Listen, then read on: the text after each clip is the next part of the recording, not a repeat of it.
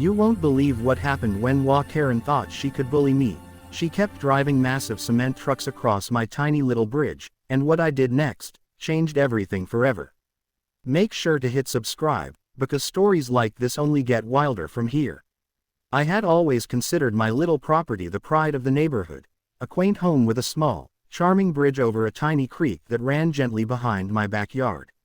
The bridge wasn't much, just enough to get a car across safely, and I had reinforced it a few years ago with some basic supports and a thick layer of treated wood. It had survived storms, kids riding bikes over it, and even the occasional delivery truck, and I thought it would last for years to come.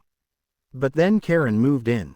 HOA Karen, as the neighbors started calling her, was the type of person who took regulations personally, who read every rule in the neighborhood manual like it was the Bible, and who somehow considered herself the unofficial overlord of everything within a mile radius.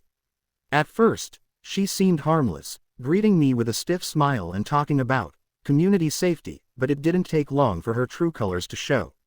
She noticed my bridge, which, to be fair, was probably older than her own driveway, and immediately decided it was a hazard, not for anyone's safety, but apparently because it was unsightly, and, in her opinion, a threat to the aesthetic standards she imagined for our neighborhood. One morning, I woke up to the unmistakable sound of heavy machinery, the kind that rattles your teeth and makes your windows vibrate, and looked out my window to see her driving not one, but two cement trucks across my little bridge.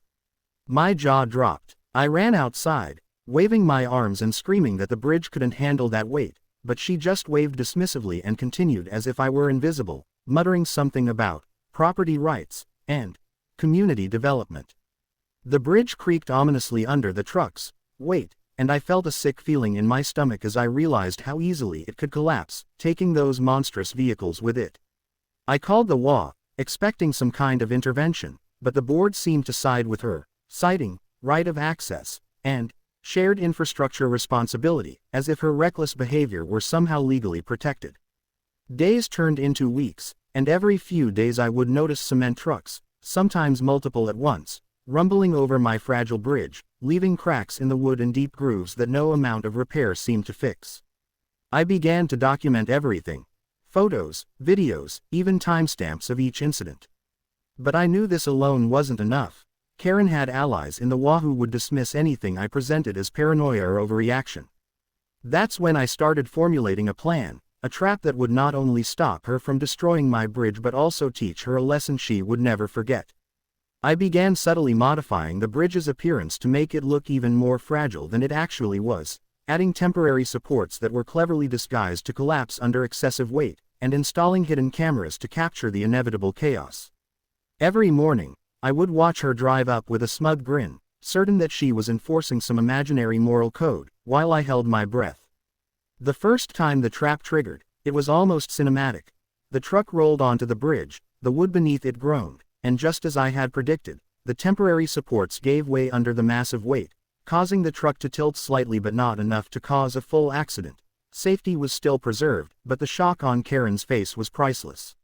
She scrambled to reverse, panicking and swearing, while I stood at a safe distance, recording everything. It wasn't over. I made the next few days increasingly elaborate, using decoy reinforcements, sound effects to make it seem like the bridge was collapsing even more violently, and even a few controlled bursts of water under the bridge to make the wood slick, creating the illusion that the bridge might completely give way at any moment.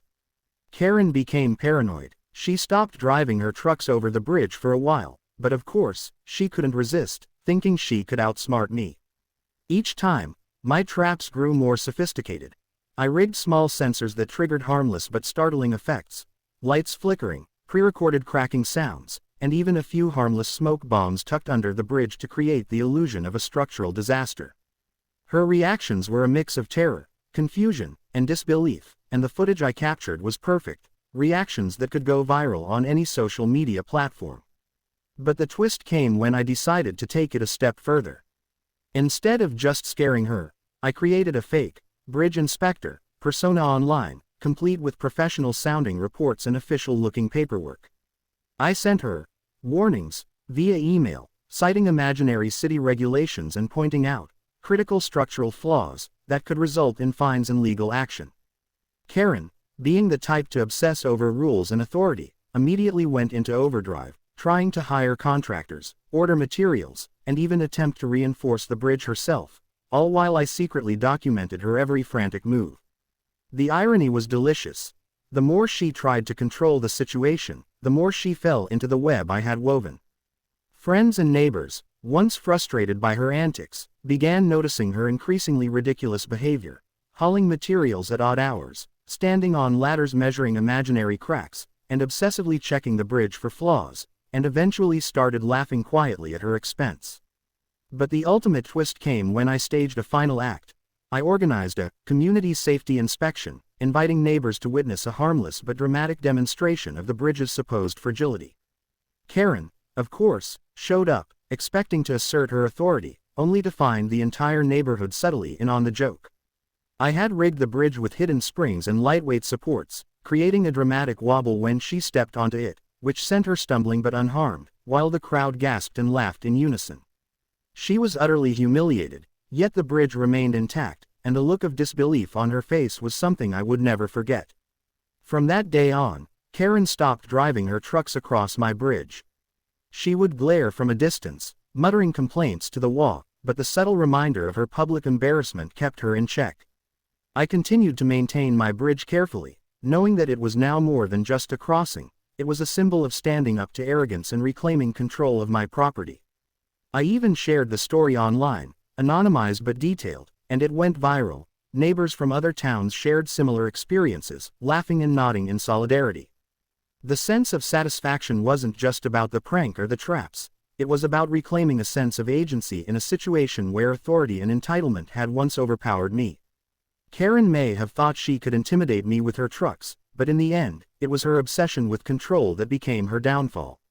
And the best part, the entire sequence was captured on hidden cameras, ready to be compiled into a montage that could entertain thousands, perhaps millions, reminding everyone that sometimes patience, clever planning, and a touch of theatrical flair can turn even the most stressful situation into a story worth telling.